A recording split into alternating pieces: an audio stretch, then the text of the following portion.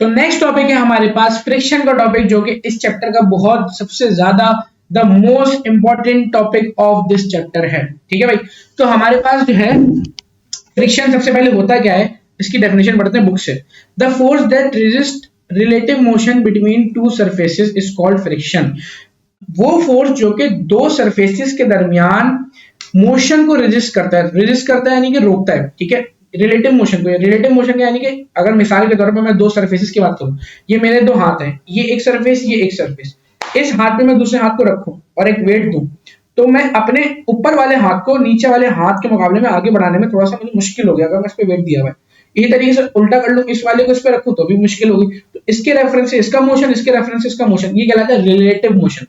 Relative motion किसी भी दो ऑब्जेक्ट्स के दरमियान, दो सरफेसेस के दरमियान जिस फोर्स की वजह से नहीं होता, यानी कि बॉडी रोकती है, वो जो फोर्स रोकती है उस फोर्स को हम कहते हैं फ्रिक्शन। अब यहाँ पे मैंने ड्रॉ किया एक एग्जांपल कि भाई हमारे पास एक ब्लॉक है, वो जमीन पे रखा हुआ है, हमने इस पे फोर्स लगाई, पहले हमने बहुत हल्की सी फोर्स लगाई। तो अपने घर में ट्राई करना कि भाई कोई कुर्सी रखी हुई है, उसको उंगली लगाना, उंगली से आगे नहीं बढ़ेगी, हल्की सी फोर्स लगाना, वो नहीं बढ़ेगी आगे। ठीक है, करके देख लेना, वो आगे नहीं बढ़ेगी।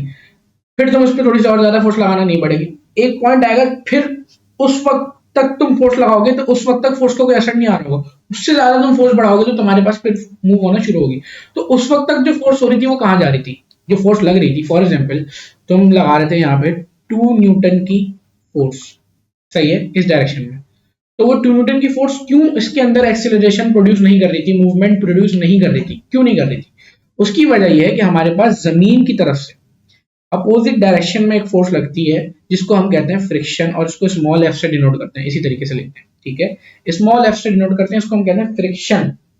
ठीक है, फ्रिक्शन फोर्स हमेशा अपोजिट डायरेक्शन में लगती है, मूवमेंट को रोकना चाहती है। वो जमीन के अंदर प्रॉपर्टी होती है कि उसके ऊपर मूवमेंट को रोके। ठीक है, हर सरफेस के ऊपर होती है, तो वो चाहती है। अब इसका ताल्लुक किससे होता है? रफनेस से। जितना ज्यादा रफ सरफेस होगा उतनी ज्यादा मूवमेंट कम होगी, यानी कि फ्रिक्शन फोर्स उतनी ज्यादा लग रही होगी। ठीक है, लेकिन अगर हमारे पास सरफेस स्मूथ है, स्मूथ सरफेस, चिकना सरफेस है, तो फौरन हल्की सी फोर्स लगाओगे और ऑब्जेक्ट आगे बढ़ जाएगा।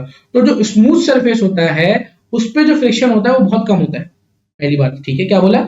स्मूथ सरफेस पे जो फ्रिक्शन होता है वो बहुत कम होता है, लेकिन रफ सरफेस पे जो मतलब जिसको कहते हैं रूखा सरफेस, उस पे फ्रिक्शन बहुत ज्यादा होता है। ठीक है, तो हमारे पास अब यहाँ पे तुम्हें समझ आया कि फ्रिक्शन क्या है। और इंपॉर्टेंट चीज, फ्रिक्शन जो है वो एक सेल्फ एडजस्टिंग फोर्स है। अब ये समझो, सबसे इंपॉर्टेंट पॉइंट जो समझने का है ना, और ये चीज एमसीक्यूज में भी पूछी जाती है कि सेल्फ एडजस्टिंग फोर्स कौन सी है, तो तुम बोलोगे फ्रिक्शनल फोर्स है। सेल्फ एडजस्टिंग, एडजस्टिंग मतलब एडजस्ट करती है, सेल्फ एडजस्टिंग मतलब खुद से अपने आप को एडजस्ट करती है। सबसे पहले तो ये बात याद रखो कि हर सरफेस की एक लिमिट है, हर सरफेस की एक लिमिट है कि वो एक खास अमाउंट ऑफ फ्रिक्शन ही लगा सकता है, उससे ज्यादा वो फ्रिक्शन लगा नहीं सकता। सबसे पहले तो ये चीज देखो कि हमारे पास फ्रिक्शन का ताल्लुक किससे है। फ्रिक्शन का देखो, मैंने तुम्हें क्या बताया था पिछले टॉपिक में कि हमारे पास ये होता है वेट, हर बॉडी का वेट होता है, और उसके अपोजिट डायरेक्शन में बॉडी की तरफ से रिएक्शन लग रहा होता है। ये हमने क्या पढ़ा था? न्यूटन के थर्ड लॉ के अंदर पढ़ा था, ऐसे ही है। तो वेट के अपोजिट डायरेक्शन में रिएक्शन लग रहा होता है। तो अगर मैं बोलूं कि अब फ्रिक्शन जो है, फ्रिक्शन का ताल्लुक किससे? फ्रिक्शन जो है वो डायरेक्टली प्रोपोर्शनल है वेट ऑफ द बॉडी के। जितना बॉडी का ज्यादा, जितनी ज्यादा भारी बॉडी होगी उसको मूव करने में उतनी ज्यादा फोर्स लगानी पड़ेगी, क्योंकि अपोजिट डायरेक्शन में फ्रिक्शन उतनी ज्यादा लग रही होगी। ऐसे ही है ना भाई? तो जितना ज्यादा वेट उतनी ज्यादा फ्रिक्शन। अब इसके आसान नाम में बोलूं कि हम जो है वो हल्का, ये दोनों को बिल्कुल लूजली इनको रखा हुआ तो आराम से मूव करेंगे, लेकिन मैंने वेट बढ़ा दिया, अगर हाथ पे वेट बढ़ा दिया तो अब आगे बढ़ने में मुझे मुश्किल होगी, हाथ को बढ़ाने में। ऐसे ही है, तो ये करके देख लेना अपने पास। तो ये क्या कहलाता है? ये बात बोल रहे हैं कि जो फ्रिक्शनल फोर्स है वो डायरेक्टली प्रोपोर्शनल है वेट के। अब बुक में वेट का लफ्ज यूज नहीं है, ठीक है, बुक में किया गया रिएक्शन का लफ्ज। F is directly proportional to R, क्योंकि हमने ये बात पढ़ ली कि वेट और रिएक्शन आपस में सेम, उनकी वैल्यू सेम होती है। अगर ये 50 न्यूटन है तो ये भी 50 न्यूटन होगा। तो मैं वेट लिखूं रिएक्शन लिखूं कोई मसला नहीं है, बुक में रिएक्शन लिख के बच्चों को बिला वाला कंफ्यूज किया हुआ है। ठीक है, तो फ्रिक्शन जो है हमारे पास डायरेक्टली प्रोपोर्शनल है R के, और ये S छोटा सा लिखा हुआ है, ये देखो एफ एस लिखा हुआ है बुक में। ठीक है, एफ एस का मतलब क्या है? Sliding friction. वो उस पर हम बात करते हैं। फ्रिक्शन की बहुत सारी टाइप्स होती है, जिसमें से एक टाइप होती है स्लाइडिंग फ्रिक्शन। ठीक है, क्योंकि ऑब्जेक्ट स्लाइड कर रहा है ना, अभी ये ऑब्जेक्ट ब्लॉक जो स्लाइड करेगा सरफेस पे, तो इस पॉइंट पर जो फ्रिक्शन होता है उसको हम कहते हैं स्लाइडिंग फ्रिक्शन। ठीक है, अभी तो हम सिंपल फ्रिक्शन की बात कर रहे हैं। कोई भी फ्रिक्शन हो वो डायरेक्टली प्रोपोर्शनल होता है आर के, रिएक्शन के। रिएक्शन क्या है? Weight of the body. अब हमने क्या पढ़ा? जब भी प्रोपोर्शनलिटी हटता है तो कोई ना कोई कांस्टेंट लगता है। तो हमारे पास जब प्रोपोर्शनलिटी हटेगा और इक्वल टू लगेगा तो कांस्टेंट लगता है यहाँ पे, इसको हम कहते हैं ये म्यू, इसको और आर की जगह आर आ जाएगा। तो हमारे पास ये आर क्या है, ये छोटा सा जो ये जो म्यू है, सॉरी म्यू, ये जो मैंने यू के साथ छोटी सी डंडी लगाई है, इसको हम क्या कहते हैं, ये कांस्टेंट जो लगा है इसको हम कहते हैं कोफिशिएंट ऑफ फ्रिक्शन, कोएफिशिएंट, इसको हम कोफिशिएंट भी कहते हैं, कोफिशिएंट ऑफ फ्रिक्शन। ये आ गया हमारे पास। अब कोफिशिएंट ऑफ फ्रिक्शन हमें शो क्या करता है, इसकी कोई ना कोई वैल्यू होती है, हर सरफेस की कोई कांस्टेंट वैल्यू होती है, ठीक है। और ये हमें शो क्या करता है, ये हमें शो करता है रफनेस या स्मूथनेस। इसको आसान में बोलो कि ये बताता है कि इसकी वैल्यू जितनी ज्यादा होगी ना, हमें पता चल जाएगा कि हाँ हमारे सरफेस जो है वो उतना ही ज्यादा रफ है। म्यू की वैल्यू जितनी ज्यादा है हमारा सरफेस उतना ही ज्यादा रफ होगा, और जितना ज्यादा ये रफ होगा उतना ही ज्यादा हमारे पास फ्रिक्शनल फोर्स लगेगी। ठीक है, बात समझ आ गई। तो हमारे पास फ्रिक्शन का जो फॉर्मूला आ गया वो क्या आ गया, F equals to mu R. अब ये फॉर्मूला तुम्हारे याद करने का है, F equals to mu R, friction का फॉर्मूला है ये। F equals to mu R, R क्या है, वही वेट, बॉडी का वेट। ठीक है भाई, बात समझ आ गई। फ्रिक्शन का फॉर्मूला हमने यहाँ पे ये पढ़ लिया। अब आगे बढ़ते हैं। इसी तरीके से हमारे पास इसी फॉर्मूले से अगर मैं म्यू को अलग कर लूं तो म्यू का फॉर्मूला क्या बन जाएगा, म्यू बराबर हो जाएगा F अपॉन आर के। ये आर को इधर डिवाइड में भेज दूं मैं उस साइड पे, इधर मल्टीप्लाई में उधर जाके डिवाइड का हो गया तो म्यू अपॉन आर। ठीक है, तो इससे ये नतीजा निकलता है कि हमारे पास, क्योंकि फोर्स का यूनिट भी न्यूटन होता है और रिएक्शन भी वेट ही है, तो इसका यूनिट भी न्यूटन ही है, तो न्यूटन से न्यूटन कैंसिल होता है, तो हमारे पास म्यू का जो होता है वो कोई भी यूनिट नहीं होता। ये एमसीक्यू में पूछते हैं कि कोफिशिएंट ऑफ फ्रिक्शन का यूनिट क्या है, इसका कोई भी यूनिट नहीं होता। ठीक है, बात समझ आ गई। तो म्यू क्या है हमारे पास, ये हमें शो करता है कोई यूनिट नहीं है। अच्छा, क्योंकि हमने ये बात पढ़ ली है कि हमारे पास जो वेट होता है, मास एंड वेट के डिफरेंस वाली वीडियो में हमने पढ़ा है कि वेट का फॉर्मूला होता है mg, वेट होता है मास मल्टीप्लाई बाय ग्रेविटी। तो हमारे पास जब वेट mg के बराबर होता है तो यही वेट रिएक्शन के बराबर है, तो रिएक्शन का फॉर्मूला mg बन जाएगा ना, रिएक्शन भी तो mg के बराबर हो गया। तो हम एक फॉर्मूला ये भी बना लेते हैं कि फ्रिक्शन बराबर है म्यू, आर की जगह हम लिख देंगे mg, म्यू mg। सही है, ये ऐसे, बात समझ आई। तो हमारे पास यहाँ पे म्यू mg जो है फ्रिक्शन का एक और फॉर्मूला आ गया। ये फॉर्मूला कब यूज होंगे, न्यूमेरिकल्स में जो हम करेंगे। ठीक है, बात समझ आ गई। अब आगे बढ़ते हैं। ये तो इनके सिंपल वो आ गए, फॉर्मूलाज आ गए। अब हम मजीद चीजें पढ़ते हैं कि भाई हमारे पास फ्रिक्शन में और क्या क्या चीजें आती हैं। अब सबसे इंपॉर्टेंट चीज है टाइप्स ऑफ फ्रिक्शन। पेपर में सवाल आता है define friction, types of friction and उसको रिड्यूस करने के क्या तरीके हैं, advantages of friction, disadvantages of friction, ये सब हम बुक से ही पढ़ेंगे जल्दी जल्दी। ठीक है, कि हमारे पास टाइप्स ऑफ फ्रिक्शन क्या होती है। सबसे पहली टाइप होती है स्टैटिक फ्रिक्शन। स्टैटिक का मतलब होता है रुका हुआ, कोई भी रुकी हुई चीज उसको हम कहते हैं स्टैटिक, रुका हुआ। ठीक है, रुका हुआ का मतलब क्या है भाई, जब भी कोई चीज रुकी हुई है, इसको मैं यहां समझा देता हूं मैं कि हमारे पास टाइप्स ऑफ फ्रिक्शन में स्टैटिक फ्रिक्शन क्या होता है। देखो हमारे पास जब तक कोई चीज रुकी हुई है, जमीन या कोई सरफेस जो है जिसपे वो रखी हुई है, वो मैक्सिमम कोशिश करता है, वो मैक्सिमम कोशिश करता है कि ये चीज आगे ना बढ़े। अब मैं तुम्हें एक मिसाल देके समझाता हूँ कि फॉर एग्जाम्पल मेरे पास ये जमीन है, ठीक है, इस जमीन पे मैंने एक ब्लॉक रख दिया, ये, ठीक है, ये रख दिया मैंने ब्लॉक। अब यहाँ पे ये जो ब्लॉक है इस पे मैंने फोर्स लगाई फॉर एग्जाम्पल पहले 1 न्यूटन की, कितनी लगाई, 1 न्यूटन की, तो फ्रिक्शनल फोर्स भी अपोजिट डायरेक्शन में लगेगी 1 न्यूटन की। सही है, ऐसा ही है। अब मैंने इसको आगे बढ़ाया, मैंने बोला मजीद इसको आगे बढ़ाते हैं, फोर्स बढ़ाते हैं। ठीक है, इस यानी कि अब देखो अगर मैं इस पॉइंट पे नेट फोर्स कैलकुलेट करूं तो इस बॉडी पे इस डायरेक्शन में 1 न्यूटन और इस डायरेक्शन में भी 1 न्यूटन की फोर्स लग रही है, तो इसमें नेट फोर्स क्या हो जाएगी 1 प्लस -1। ये -1 क्यों आया ये भी मैं पिछले वीडियो में समझा चुका हूं, क्योंकि अपोजिट डायरेक्शन में दूसरी फोर्स, तो 1 - 1 क्या हो जाएगा, 0 हो जाएगा। लेकिन अगर मैं बोलूं अगर ये मैंने 2 न्यूटन कर दिया, इसको मैं 2 न्यूटन कर दूं, ये हमारे पास अगर 2 न्यूटन हो गई है तो हमारे पास ये वाली फोर्स भी, क्योंकि मैंने क्या बोला फ्रिक्शन जो है वो सेल्फ एडजस्टिंग फोर्स है, अपने आप को खुद से एडजस्ट करता है, तो ये भी बढ़ता रहता है। ठीक है, ये बढ़ेगा, ये बढ़ गया, सही है, 2 न्यूटन हो गया। यानी कि इस पॉइंट पे भी अगर हम इसको कैलकुलेट करें तो 2 प्लस -2, नेट फोर्स इस पॉइंट पे भी 0 होगी, तो बॉडी आगे नहीं बढ़ेगी, अपनी जगह रुकी रहेगी। रुकी हुई बॉडी पे जो फोर्स लगती है, फ्रिक्शन लग रहा है, उसको हम कहते हैं स्टैटिक फ्रिक्शन। अब अगर ये 3 न्यूटन हो गया, इसको मैंने 3 न्यूटन कर दिया, मैंने बोला फॉर एग्जांपल हमारे पास, क्योंकि मैंने अभी पिछले किसी वीडियो में पहले बताया कि हमारे पास हर सरफेस की एक खास वैल्यू होती है, एक लिमिट होती है, उस लिमिट से ज्यादा ये बॉडी फ्रिक्शन लगा, वो सरफेस फ्रिक्शन लगा नहीं सकता किसी खास वेट पे, ठीक है। तो हमने बोला अब मैंने अगर इसको 3 न्यूटन कर दिया ना, अगर मैंने इसको 3 न्यूटन कर दिया, अब ये सरफेस 2 न्यूटन से ज्यादा नहीं लगा सकता, इसकी लिमिट थी 2 न्यूटन, ठीक है, ये सरफेस की लिमिट थी 2 न्यूटन, इस 2 न्यूटन से ज्यादा ये सरफेस फोर्स नहीं लगा सकता इस ऑब्जेक्ट पे, ठीक है। तो ये जो वैल्यू आई है ना, देखो था तो स्टैटिक फ्रिक्शन, ऐसे ही है, स्टैटिक फ्रिक्शन की जो मैक्सिमम वैल्यू थी जहां तक ऑब्जेक्ट जो है रुका रहेगा, इस मैक्सिमम वैल्यू को कहते हैं लिमिटिंग फ्रिक्शन, क्योंकि लिमिट आ गई है। लिमिटिंग फ्रिक्शन क्या है? Maximum value of static friction, क्योंकि यहां तक ऑब्जेक्ट स्टैटिक रहेगा, स्टैटिक का मतलब क्या है? रुका हुआ, इस वक्त तक ऑब्जेक्ट रुका रहेगा। लेकिन जैसे ही हमने 2 न्यूटन के बाद 3 न्यूटन की फोर्स लगाई, तो अब जो है जो नेट फोर्स है वो कैसे कैलकुलेट करेंगे? 3 प्लस, अब अपोजिट डायरेक्शन में कितनी? 2 न्यूटन, तो 1 न्यूटन की अब हमारे पास जीरो फोर्स नहीं आ रही, बल्कि 1 न्यूटन की फोर्स आ रही है किस डायरेक्शन में? इस डायरेक्शन में। अब ऑब्जेक्ट मूव करना शुरू हो जाएगा, ठीक है, ऑब्जेक्ट अब मूव करना शुरू हो जाएगा। तो जैसे ही ऑब्जेक्ट मूव करना शुरू हो जाएगा, तो उस पॉइंट पे जो फ्रिक्शन होगा वो स्टैटिक फ्रिक्शन नहीं होगा, बल्कि वो अब जो फ्रिक्शन है वो कहलाएगा डायनामिक फ्रिक्शन। ध्यान में रखना इस चीज को, वो क्या कहलाएगा? स्टैटिक फ्रिक्शन नहीं कहलाएगा। अब वो, उसको हम कहते हैं डायनामिक फ्रिक्शन भी कहते हैं और काइनेटिक फ्रिक्शन भी कहते हैं। तो हमारे पास क्या बोल रहे हैं? The force acting on an object at rest, जब कोई बॉडी रेस्ट में है और उस पर जो फ्रिक्शन फोर्स लग रही है उसको हम कहेंगे स्टैटिक फ्रिक्शन। और मैक्सिमम स्टैटिक फ्रिक्शन की वैल्यू को हम क्या कहते हैं? Limiting friction. ये भी मैंने पढ़ा दिया। मूविंग ऑब्जेक्ट के अंदर भी फ्रिक्शन लग रहा होता है। इसकी मिसाल, इसकी रियल लाइफ में एग्जांपल हमें तब देखने को मिलती है कि अगर हम एक गाड़ी चला रहे हैं, ठीक है, और गाड़ी का पेडल पे हमारा पाँव है, एक्सीलेटर पे हमारा पाँव है, हम एक्सीलेटर हटा दें, ठीक है, और ब्रेक ना लगाएं, ब्रेक ना लगाएं, तब भी आगे जाके कहीं ना कहीं गाड़ी जाके रुक जाएगी। ऐसा ही है, वो जो रुकेगी वो क्यों रुकेगी? क्योंकि फ्रिक्शन अपोजिट डायरेक्शन में अभी भी लग रहा है। लेकिन अब यहाँ पे ये बात याद रखो कि जो काइनेटिक फ्रिक्शन है वो कब लगता है? वो लगता है मूविंग बॉडी पे।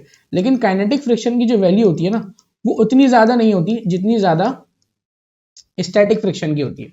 ये बात याद रखो, स्टैटिक फ्रिक्शन की जो मैक्सिमम वैल्यू है वो लिमिटिंग फ्रिक्शन है। ऐसा ही है, मैंने बोला लिमिटिंग फ्रिक्शन की, अगर मिसाल के तौर पर मैंने बोला भाई 2 न्यूटन से ज्यादा सरफेस फोर्स नहीं लगा सकता था, वो स्टैटिक फ्रिक्शन की वैल्यू थी। तो काइनेटिक फ्रिक्शन की वैल्यू 2 न्यूटन से कम ही होगी, ठीक है। फॉर एग्जांपल 1.5 न्यूटन हो सकती है, 1.9 न्यूटन हो सकती है, लेकिन 2 न्यूटन नहीं होगी, ठीक है, 2 न्यूटन नहीं होगी। क्यों नहीं होगी?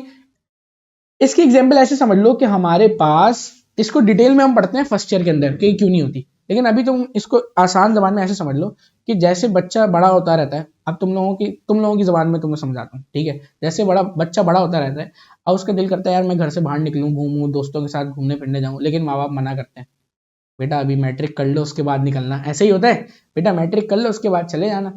बच्चा बोलता है अच्छा भाई ठीक है, तो आपने एक फोर्स लगाई, माँ बाप ने अपोजिट डायरेक्शन में फोर्स लगा दी, रोक दिया आपको, फिर एक और हद तक फोर्स लगाई, फिर रोक दिया। अब जब आपकी लिमिट क्रॉस हो गई ना, आपने बोला यार ये तो मुझे जाने ही नहीं दे रहे, मुझे हर जगह, मेरे सारे दोस्त हर जगह जा रहे हैं और मैं कहीं नहीं जा रहा, या मैं कहीं नहीं जा रही, तो अब आप बोलते हो ऐसी की तैसी आप लोगों की, मैं तो जा रही हूँ, ठीक है। अब माँ बाप, उस वक्त भी बहुत फोर्स लगता है कि नहीं नहीं नहीं जाएगा, तो ये जमीन भी कोशिश कर रही है कि ये मूव ना करे। आखिरी हद तक जमीन ने फोर्स की, लिमिटिंग फ्रिक्शन तक फोर्स लगाई, पूरी कोशिश की कि आगे ना बढ़े, लेकिन उसके बावजूद भी अगर ये आगे बढ़ गया, तो बच्चा अगर जैसे बाहर चला ही गया, तो बहुत माँ बाप की बात नहीं सुनी, तो माँ बाप भी फिर आजिज हो जाते हैं, कहाँ हमारी, अब फिर रिश्तेदारों में कहते हैं कि हमारा बच्चा हमारी कहाँ ही सुनता है, कौन सुनता है हमारी, तो ये होता है ना भाई।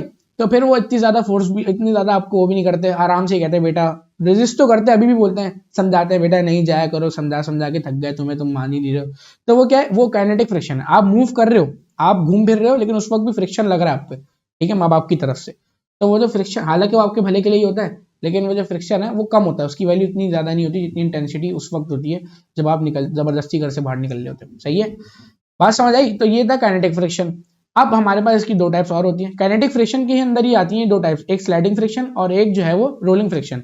लेकिन तुम्हारी 9 क्लास के अंदर इनको अलग अलग टाइप्स पढ़ाया हुआ है, फर्स्ट ईयर के अंदर तुम ये पढ़ोगे एक साथ, काइनेटिक और स्लाइडिंग और रोलिंग फ्रिक्शन एक साथ पढ़ोगे काइनेटिक फ्रिक्शन के अंदर ही।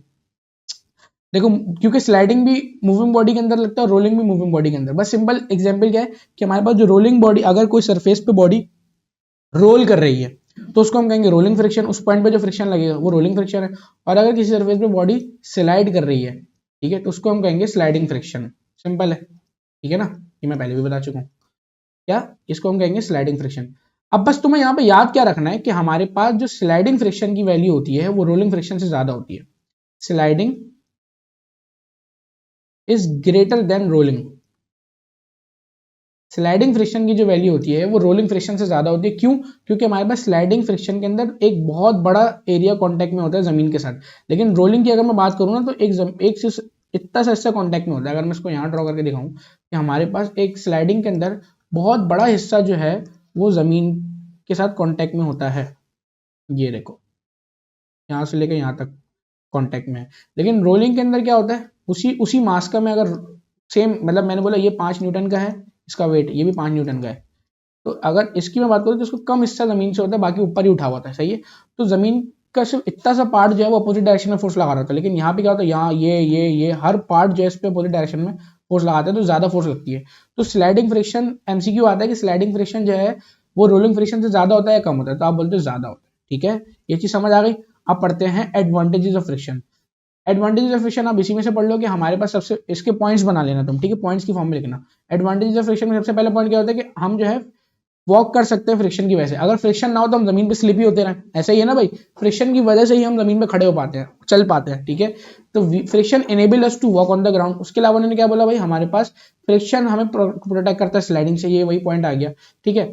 और अक्सर ऐसे भी होता है भाई, हमारे पास रेलवे ट्रैक्स पे ना जो पहाड़ी रेलवे ट्रैक्स होते हैं ना, उन पे जमीन मिट्टी फेंकी जाती है, सैंड स्टोन मिट्टी फेंकी जाती है, तो क्यों होती है, ताकि वो, क्योंकि रफनेस बढ़ाती है, मिट्टी रफनेस बढ़ती है तो फिर ट्रेन जो है वो नीचे, उसकी फ्रिक्शन की जो फोर्स है वो हम उसको कम करते हैं, ठीक है। मतलब पहाड़ी इलाकों में जैसे ट्रेन नीचे उतर रही है पहाड़ से, तो हम ज्यादा जमीन मिट्टी मिट्टी डालते हैं ताकि अपोजिट डायरेक्शन में ज्यादा फ्रिक्शन की फोर्स लगे। ये भी फ्रिक्शन नहीं होती तो हम इसको कर ही नहीं पाते, ऐसे ही है ना भाई। और हमारे पास उन्होंने बोला भाई थ्रेड्स एंड ग्रूव्स, ग्रूव्स कहते हैं गड्ढों को कहते हैं grooves. Threads and grooves are designed और tyre on tyres to increase the friction and improve grip between road and wheel. उन्होंने क्या बोला, देखो ये जो टायर है, टायर के अंदर ये जो बीच में गड्ढे गड्ढे किए हुए इन्होंने, ये जो टायर का डिजाइन होता है, टायर प्लेन की नहीं होता, ये इस तरीके का डिजाइन दिया होता है, वो इसलिए दिया होता है ताकि एरिया ऑफ कांटेक्ट कम हो जाए, एरिया ऑफ कांटेक्ट कम हो जाए। एरिया ऑफ कांटेक्ट कम होगा तो हमारे पास इससे क्या होगा, इससे हमारे पास कम फ्रिक्शन लगेगा, मतलब इस पे ये ग्रिप ज्यादा होगी, ग्रिप ज्यादा। अब एरिया ऑफ कांटेक्ट यहाँ पे ज्यादा मैटर नहीं करता, तुम बस यहाँ पे ये समझ लो कि यहाँ पे जो है वो अब, क्योंकि टायर के पार्ट जमीन में फंसते भी है ना, जब इस तरह के ग्रूव्स बनाओगे तो फंसते हुए आगे बढ़ेंगे तो फ्रिक्शन भी थोड़ी सी लगेगी, ऐसे नहीं कि बॉडी स्लाइड, वरना बॉडी स्लाइड, प्लेन टायर बनाओगे ना तो गाड़ी स्लिप हो जाएगी, ठीक है, बस आसान जबान में अगर हम कहें तो। अगर हम तुम अपने रोड की भी देखो, तुम्हारी रोड भी पथरीली होती है, ऐसे ही है ना, पथरीली पथरीली रोड होती है, नॉर्मल रोड भी होती है तो वो पथरीली टाइप होती है, ऐसे ही है ना भाई। तो वो इसलिए बनाई जाती है कि ताकि जो है बॉडी, कोई भी गाड़ी जो है वो स्लिप ना हो, ठीक है। बाकी यहाँ पे एंटी लॉक ब्रेकिंग सिस्टम की बात हो रही है, एक ब्रेकिंग सिस्टम होता है जो कि अचानक, अब देखो एंटी लॉक ब्रेकिंग सिस्टम पढ़ लो, इसको हम एबीएस कहते हैं, anti lock braking system, ABS is design to maintain steering stability, improve vehicle control and avoid skidding, skidding कहते हैं स्लिप होने को, ठीक है, गाड़ी स्लिप होती है उसको कहते हैं स्किड होना, ठीक है। And decreases stopping distance on dry and slippery surfaces. The ABS maintains the static friction. As the wheel starts slipping, it releases the brake automatically for a fraction of second, then holds wheel to create static friction between roads and tire. वो क्या कह रहा है, ये कह रहा है कि हमारे पास जो जैसे ही बॉडी, मिसाल के तौर पे हम चलती हुई गाड़ी में, फुल तेज गाड़ी में अचानक से ब्रेक मारे तो गाड़ी स्लिप होगी ना, तो हमारे पास ऑटोमेटिक ये एंटी लॉक ब्रेकिंग सिस्टम का मतलब ये होता है कि जैसे ही गाड़ी स्लिप होना शुरू होती है ना, हम ऑटोमेटिक ब्रेक सिस्टम होता है वो, उसमें होता क्या है कि हमारे पास जैसे ही गाड़ी, हमने फोर्स लगाई, गाड़ी जैसे स्लिप हुई ना, जैसे स्लिप होती है ना वो ब्रेक हटा देता है। ब्रेक हटाने से क्या होता है कि उस पॉइंट पे वो जो स्लिपिंग है ना वो थोड़ी सी कम हो जाती है, जैसे स्लिपिंग होती है, स्लिपिंग कम होती है, वो दोबारा फोर्स लगाता है, फिर थोड़ी सी स्लिपिंग होती है, फिर उसको ब्रेक हटाता है और फिर जो है हमारे पास गाड़ी जो है वो स्ट्रेट, इस तरीके से होता है कि हमारे पास अचानक से ब्रेक लगाओगे ना तो गाड़ी स्लिप होती हुई चली जाएगी, तो हल्के हल्के करके वो ब्रेक लगाता है और फिर अचानक से गाड़ी को रोकता है, इसको कहते हैं एंटी लॉक ब्रेकिंग सिस्टम। ये एंटी लॉक ब्रेकिंग सिस्टम की तुम्हारी जरूरी नहीं है कि तुम इसको एडवांटेजेस ऑफ फ्रिक्शन की हेडिंग में लिखो, लेकिन ये टायर्स एंड ग्रूव्स की बात कर लेना और हमारे पास वॉकिंग ऑन द ग्राउंड और प्रिवेंट फ्रॉम स्लाइडिंग की बात कर लेना, ये लॉन्ग में पूछा जाता है आज बोर्ड के लॉन्ग में। इस तरीके से अब ये सारे लॉन्ग्स वगैरह मैं तुम्हें टारगेट पेपर में बताऊंगा, टारगेट पेपर्स जब मैं तुम लोगों को पेपर के एंड में दूंगा, जब तुम्हारे पेपर्स आने वाले होंगे उससे 1 महीने पहले तमाम टारगेट पेपर्स दूंगा और उन तमाम टारगेट पेपर्स में तुम्हें वही सवाल बताऊंगा जो पेपर में आने वाले हैं, और ये मैं हर साल करता हूँ, ठीक है, हर साल करता हूँ। मैं तुम्हें दिखा भी देता हूँ यहाँ पे कि वो तुम्हें कॉन्टैक्ट नंबर कौन सा है, ये कॉन्टैक्ट नंबर है, इस कॉन्टैक्ट नंबर पे तुम मैसेज करना और अपने आप को रजिस्टर करा लेना। बैच में जो बैच में रजिस्टर होगा ना, जो बच्चे बैच में रजिस्टर होंगे उन सबको टारगेट पेपर्स मिलेंगे, ठीक है। तो याद रखना पेपर से 1 महीने पहले सबको टारगेट पेपर्स मिलेंगे और वर्कशॉप भी मिलेगी न्यूमेरिकल की, ठीक है। अच्छा जी, तो आ जाओ वापस इस पे। अब उसके अंदर हम डिसएडवांटेजेस ऑफ फ्रिक्शन पे बात करते हैं। डिसएडवांटेजेस ऑफ फ्रिक्शन क्या होता है भाई, फ्रिक्शन के नुकसान क्या है? फ्रिक्शन के नुकसानात में से एक सबसे बड़ा नुकसान है कि एक लार्ज अमाउंट ऑफ एनर्जी जो है वो वेस्ट हो जाती है फ्रिक्शन की वजह से, रगड़ की वजह से एक बहुत हाई अमाउंट ऑफ एनर्जी, जैसे मशीनें चल रही हैं एक फैक्ट्री के अंदर, तो उसके अंदर बहुत ज्यादा, फिर तुम देखते हो गाड़ी भी चल चल के गर्म होती है, वो गर्म भी फ्रिक्शन की वजह से होती है, और वो फ्रिक्शन होती है तो फिर जाहिर है हीट जो है वो रिलीज हो रही होती है, हीट रिलीज होती है तो वो जाहिर एनवायरमेंट में चली जाती है, तो पेट्रोल से जो हीट निकल रही थी वो इंजन चलाने के लिए यूज हो रही थी, उसमें से अच्छी खासी हीट जो है एनवायरमेंट में निकल गई, जो पीछे सिलेंडर से निकल रही होती है, ठीक है, वो फ्रिक्शन की वजह से होती है। अच्छा, अब हमने ये भी देखा जब फ्रिक्शन, जब आपस में जो टायर्स वगैरह हैं जब वो बहुत ज़्यादा चल जाते हैं, बहुत ज़्यादा उनके दरमियान फ्रिक्शन पैदा हो जाता है, तो उनके अंदर रगड़ लग लग के पार्ट्स, मशीन के पार्ट्स भी खराब हो जाते हैं, तो मशीन के पार्ट्स खराब होने को हम कहते हैं वेयर एंड टियर। तो friction leads to wear and tear of parts and increasing the service cost, यानी कि फिर हमें उसकी सर्विस भी बार बार करानी पड़ती है, ऐसे ही है ना। और क्या बोला भाई, हमारे पास failure of oil pump in car engine results contact between dry metal and which yield high temperature, hence the car engine seize। भाई देखो जो गाड़ी का इंजन सीज होता है ना, उसमें भी आसान जबान में मैं बोलूँ कि हमारे पास जो है, हमारे जो गाड़ी का इंजन सीज हो रहा है, गाड़ी का इंजन सीज होने का मतलब ये है कि हमारे पास जो ऑयल पंप है, जब पंप चलाता है इंजन जिसकी वजह से चलता है, वो फेल हो जाता है, ठीक है। वो क्यों होता है? फ्रिक्शन की वजह से होता है, क्योंकि वो फ्रिक्शन जो है ना वो इतना हाई टेम्परेचर, क्योंकि दो पार्ट्स आपस में रगड़ रहे हैं, वो इतना ज्यादा रगड़ते हैं कि वो जैसे मेटल है, लोहा गर्म हो के वो इतना ज्यादा होता है, वो पिघलना शुरू होता है तो आपस में जम जाते हैं तो हमारे पास क्या होता है, उस अब फिर जम गए तो इंजन जो आगे बढ़ेगा नहीं, तो इसे कहते हैं इंजन सीज हो जाना, खत्म हो गया, फिर नया इंजन लगता है, फिर पार्ट्स चेंज होते हैं। ऐसे ही ये भी फ्रिक्शन की वजह से, अगर फ्रिक्शन नहीं होता तो ये भी नहीं होता, ऐसे ही है। तो फायदे हैं तो नुकसान भी हैं। अब सवाल ये है कि फ्रिक्शन को रिड्यूस कैसे किया जाए। हम क्या करते हैं, सबसे पहली चीज जो है वो ये करते हैं कि wheels, pulleys, ball bearings, lubricant, ये सारे जो है वो यूज किए जाते हैं फ्रिक्शन को। अब देखो होता क्या है भाई, तुमने कभी गौर किया कि हमारे पास जो टायर्स होते हैं वो गोल ही क्यों होते हैं? गोल क्यों होते हैं? सही है, वो गोल इसलिए होते हैं क्योंकि हमने अभी पढ़ा कि स्लाइडिंग फ्रिक्शन जो होता है वो ज्यादा होता है रोलिंग से, यानी कि रोलिंग फ्रिक्शन की वैल्यू बहुत कम होती है। अगर कोई सरफेस, अगर मैं बोलूँ कि भाई मुझे गाड़ी को यूँ स्लाइड, मतलब ऐसे स्लाइड कराना है, तो मुझे इसमें बहुत ज़्यादा अपोजिट फोर्स लगेगी। लेकिन अगर मैं बोलूँ रोलिंग की बात करूँ, टायर रोलिंग में मुझे बहुत ही कम फोर्स लगेगी, तो बड़े आराम से मैं आगे बढ़ जाऊंगा। सही है, तो हमारे पास हमेशा हम यूज करते हैं कि हम, अच्छा इसके लिए ना हमारे पास, अब ये देखो यहाँ पे जरा पॉइंट्स पे उन्होंने क्या बोला, सबसे पहले हम व्हील्स यूज करते हैं। व्हील्स का काम ये है कि वो फ्रिक्शन को रिड्यूस करता है। दूसरी इंपॉर्टेंट बात क्या बोली, पुलीज यूज करते हैं। ये सारी सर्कल चीजें हैं, ये इसलिए यूज होती है कि हमारे पास जो है वो रोलिंग फ्रिक्शन हो। रोलिंग फ्रिक्शन पे भी मैं बात करता हूँ। बॉल बेयरिंग्स पे मैं बात करनी थी सबसे इंपॉर्टेंट। बॉल बेयरिंग्स क्या होते हैं, ये होता है बॉल बेयरिंग्स। बॉल बेयरिंग्स क्या होते हैं, देखो इसके अंदर ये ना छोटे छोटे वो लगे हुए हैं, बॉल्स लगे हुए हैं, और ये घूम रहे होते हैं, इसकी इसी के अंदर घूम रहे होते हैं। मैं बोलूँ कि अगर हमारे पास दो सरफेसेस हैं, ठीक है, वो आपस में एक दूसरे के ऊपर स्लाइड कर रहे हैं, अगर तो ये एक दूसरे के ऊपर स्लाइड कर रहे होते हैं, ये इधर मूव कर रहा होता है, इधर मूव कर रहा होता है, तो दोनों के दरमियान वही रगड़ लगती है, और रगड़ से जो है वो खराब हो जाते हैं पार्ट्स। हम क्या करते हैं, इन दोनों के दरमियान एक बॉल्स की लेयर रखते हैं इस तरह, और ये बॉल्स आपस में मूव हो रही होती हैं, और इसी के साथ हमारा टायर जुड़ा हुआ होता है। ऐसे व्हील पूरा जो है ना, हमारा जो बाइक का व्हील होता है, गाड़ी का व्हील होता है, वो इसी तरीके से हमारे पास इसी जुड़ा होता है, और ये चीज मूव कर रही होती है। तो अंदर जो छोटे छोटे बॉल्स लगा देते हैं, क्योंकि रोल होना शुरू होते हैं। जब रोल होते हैं ना, तो हमारे पास रोलिंग से हमारे पास फ्रिक्शन कम होता है। तो सिंपली तुम याद रखो कि हमारे पास व्हील्स को यूज करने से, पुलिस को यूज करने से, बॉल बेरिंग को यूज करने से फ्रिक्शन जो है रिड्यूस होता है। और लुब्रिकेंट्स उन चीजों को कहते हैं जो कि रफनेस को खत्म करती हैं और स्मूथ बनाती हैं। फॉर एग्जाम्पल ऑयल है, ठीक है, ऑयल क्या करता है, चिकनाहट बढ़ाता है, ठीक है, चिकनाहट बढ़ाता है तो रफनेस खत्म होगी, रफनेस खत्म होगी।